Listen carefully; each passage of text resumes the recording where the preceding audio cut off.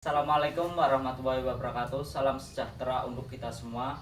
Di sini kami kelompok 4 akan mempresentasikan hasil kerja kelompok kami yang berjudul Perlindungan Hukum Terhadap Hak Cipta Motif Batik di Kota Pekalongan, dengan saya sendiri Rian Nerawan. Saya Igor Saktiawan. Saya Andre Bagas Kusuma. Saya Muhammad Argia Dwi Fabian. Saya Putmauda Rakihan. Saya Cindy Redita. Saya Dawai Yusnanto. Saya Wildan Mubarak. Sekian perkenalan dari kami. Terima kasih. Oke, untuk selanjutnya akan dibacakan oleh teman-teman dari kelompok kami. Latar belakang hak atas kekayaan intelektual selanjutnya disebut HAKI atau HKI, merupakan hak atas kekayaan yang timbul atau lahir dari kemampuan intelektual manusia. HKI memang menjadikan karya-karya yang timbul atau lahir karena adanya kemampuan intelektual manusia yang harus dilindungi. Kemampuan intelektual manusia dihasilkan oleh manusia melalui daya, rasa, dan kerasnya yang diwujudkan dengan karya-karya intelektual. Rumusan masalah. Berdasarkan pada latar belakang di atas, penulis menemukan beberapa masalah yang terjadi dalam perlindungan hukum terhadap hak cipta motif batik di Kota Pekalongan. Di antaranya satu, bagaimanakah penerapan hak cipta di Indonesia? Lalu yang kedua, bagaimana hak cipta diterapkan dalam seni batik Pekalongan? Yang ketiga, upaya apa sajakah yang dilakukan oleh pemerintah Kota Pekalongan dalam melindungi corak batik tradisionalnya? Pembahasan penerapan hak cipta di Indonesia. Masyarakat Indonesia belum terbiasa dengan konsep hak kekayaan intelektual yang ada sekarang ini. Dikarenakan masyarakat Indonesia justru lebih senang apabila kepemilikan hak kekayaan intelektual mereka digunakan oleh orang lain. Menurut mereka, orang-orang yang menggunakan tersebut menyukai hasil karyanya, sehingga ada suatu kepuasan tersendiri di dalam diri akan hal tersebut. Hal ini tanpa pertimbangan pembayaran sebuah royalti atas penggunaan barang tersebut. Apabila dibayangkan seseorang yang harus berjuang dengan daya upaya menciptakan suatu barang, dan setelah jadi ternyata penciptanya tidak dapat menikmati hasil karyanya. Sebagai akibat adanya pembajakan, maka tentu saja hal itu sangat merugikannya.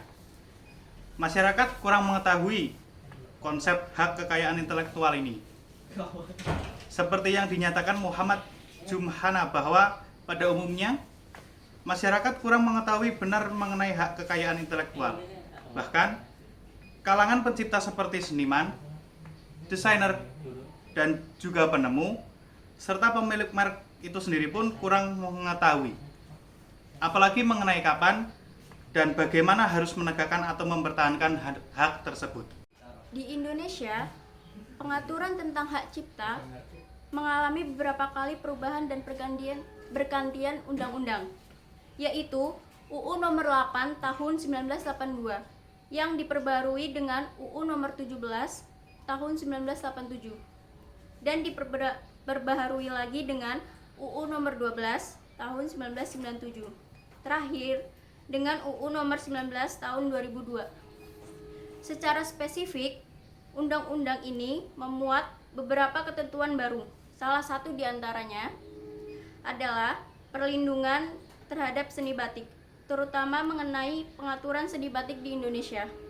Sebagaimana penjelasan pasal 12 ayat 1 huruf I UU HC 2002 bahwa seni batik yang dapat diberi perlindungan yaitu batik yang dibuat secara konvensional dilindungi dalam undang-undang ini sebagai bentuk ciptaan tersendiri. Karya-karya seperti itu memperoleh perlindungan karena mempunyai nilai seni baik pada ciptaan motif atau gambar maupun komposisi warnanya. Disamakan dengan pengertian seni batik adalah karya tradisional lainnya yang merupakan kekayaan bangsa Indonesia yang terdapat di berbagai daerah seperti seni songket, ikat, dan lain-lain. yang dewasa ini terus dikembangkan. Penerapan hak cipta pada batik. Penguatan perlindungan atas seni batik Indonesia melalui hak cipta sudah mulai digalakan. Hal ini berawal dari kasus pembajakan oleh Malaysia. Pemerintah Indonesia bereaksi dengan mendata berbagai corak batik khas Indonesia lalu mendaftarkannya ke Direktorat Jenderal Hak Kekayaan Intelektual di Tangerang. Kini puluhan corak batik asal Indonesia telah diamankan melalui perlindungan hak cipta, termasuk batik asal Pekalongan. Seni batik di Indonesia mulai mendapat perlindungan hak cipta sejak UU HC 1987 hingga UU HC 2002. Berdasarkan ketentuan UU HC 1987 dan 1997, seni batik yang mendapat perlindungan hak cipta adalah seni batik yang bukan tradisional dengan pertimbangan bahwa seni batik yang tradisional telah menjadi milik bersama publik. Konsekuensinya bagi orang Indonesia mempunyai kebebasan untuk menggunakan tanpa dianggap sebagai suatu pelanggaran. Pada UHC 2002, unsur yang ditekankan adalah pada pembuatan batik secara kontemporer. Adapun batik yang dianggap paling baik dan paling tradisional atau kontemporer adalah batik tulis. Upaya pemerintah Kota Pekalongan dalam melindungi seni tradisional batik Pekalongan. Sebagaimana diketahui bahwa batik merupakan salah satu hasil kebudayaan tradisional rakyat Indonesia yang telah berlangsung secara turun-temurun. Oleh karena itu, batik tradisional telah menjadi milik bersama seluruh masyarakat Indonesia. Berkenan dengan hal tersebut, UU HC 2002 menetapkan bahwa hak cipta atas seni batik tradisional yang merupakan salah satu kebudayaan tradisional yang ada di Indonesia, hak ciptanya dipegang oleh negara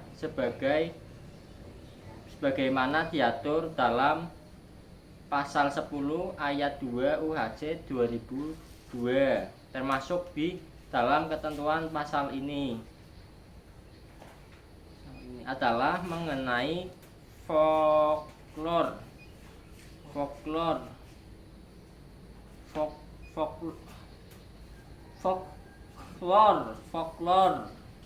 sedangkan seni batik kontemporer untuk mendapatkan perlindungan hukum itu dengan cara si pencipta harus mendaftarkannya sebagaimana yang diatur UHC puluhan tahun silam.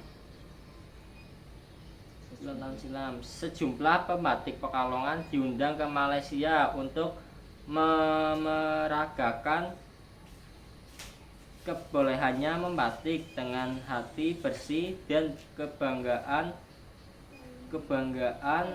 naif untuk turut mengharumkan nama bangsa. Mereka memenuhi undangan itu, akan tetapi orang Malaysia itu murid yang bukan hanya pintar tapi juga cerdik.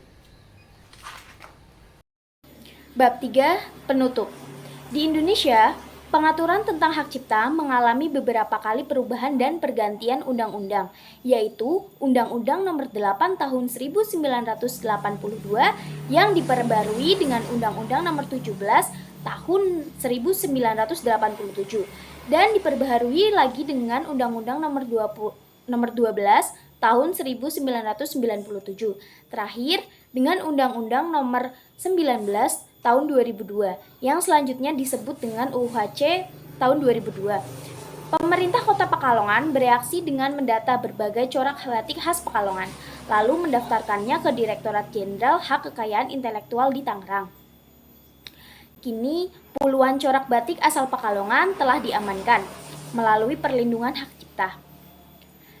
Dalam hak cipta, kreasi independen dua seniman yang mirip memang bisa sama-sama mendapatkan perlindungan. selama dapat dibuktikan bahwa kreasi ini tidak dihasilkan dari niat buruk untuk mencontek, apalagi kalau contekan. Itu berasal dari karya seni tradisional yang memang masih sulit dilindungi secara menyeluruh oleh sistem hak kekayaan intelektual yang kini umum berlaku, yang umumnya diturunkan dari Perjanjian Internasional TRIPS 1994, Agreement of Trade Related Speech of Intellectual Property Rights 1994. Selanjutnya adalah saran. Kita sebagai anak bangsa wajib melindungi serta melestarikan kebudayaan tradisional seni batik, terutama corak batik asal Pekalongan. Melalui perlindungan hak cipta serta memberikan sosialisasi kepada masyarakat, memperkenalkan corak batik Pekalongan agar dikenal luas bukan hanya di Indonesia tetapi hingga mancanegara. Sekian, terima kasih. Sekian penjelasan dari kelompok kami. Bila ada kekurangan atau tutur kata yang kurang berkenan, mohon dimaafkan. Wassalamualaikum warahmatullahi wabarakatuh.